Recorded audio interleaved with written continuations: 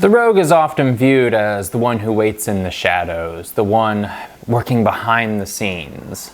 And while this is true for any of the rogue subclasses, it is especially true for the Mastermind rogue. Welcome to the Blue Dragon Guild, a channel all about Dungeons and Dragons. I'm Baron. One of my favorite subclasses for rogue, the Mastermind, is one of those subclasses where you can be the party leader, where you can be that infiltrator, where you can be the tactician, as well as dealing that good old sneak attack damage. So let's take a look at what this subclass gets. At level 3, we get two features, Master of Intrigue and Master of Tactics. Master of Intrigue gives you proficiency with a disguise kit, a forgery kit, and a gaming set.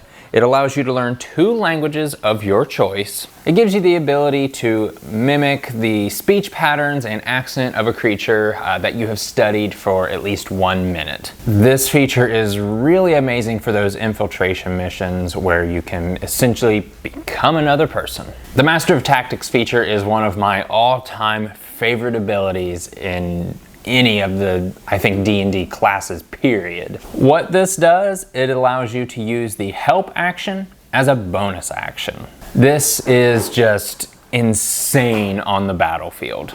Giving someone help, aka advantage, on an attack roll can really help swing the battle in the party's favor. And it gets even better. You can do this at a range of 30 feet. Whereas normally help action is done in a range of 5 feet. So you can be standing all the way across the battlefield and you're able to give your friend the paladin the help action.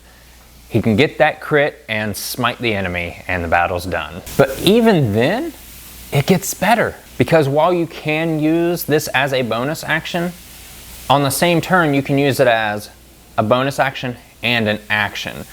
So you can be standing in the middle of the field, give your friends on either side advantage, and just really help clean up all those enemies. And I know it feels like you shouldn't be able to do that, but thanks to this tweet from Jeremy Crawford, he says you can do it. At 9th level, we get Insightful Manipulator. If you spend at least 1 minute observing or interacting with a creature outside of combat, you can learn information about its capabilities compared to your own. So intelligence, wisdom, charisma saves, class levels, if there is any of that kind of stuff. But it is compared to your own, and I don't think the DM is potentially going to give you the exact number, but you never know. Every DM's different, so anything could happen. And that's why to me this ability is probably the least helpful of the Mastermind rogue, just because a lot of it can be vague and just not that practical in practice. Misdirection is our 13th level ability. This simply lets you use your reaction to make an attack that was meant for you hit another creature, but that creature has to be giving you cover.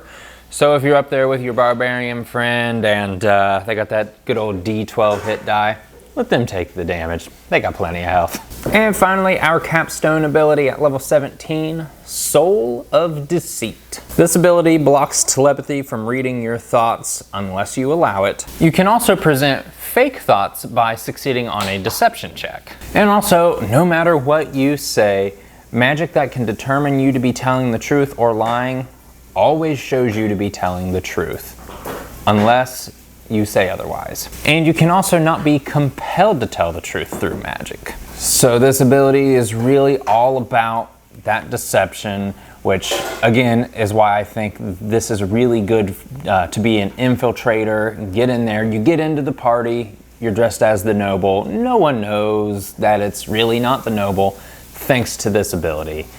So you can lie your hind end off and get away with it. I think overall this subclass really excels on the battlefield, being that tactician. For me, that bonus action help is one of the best abilities. I mean, I said it before and I'll say it again. It's one of the best abilities. I have played this subclass and I have DM'd this subclass, and every time it has been a whole lot of fun. So I 10 out of 10 would recommend playing this. So let us know down in the comments below what you think about the Mastermind Rogue. Have you ever played one? Have you ever DM'd one? We'd love to hear about it. And if you need some more Dungeons and Dragons in your life, hit that subscribe button. And if you want to see a video about feats for rogues, check it out right here.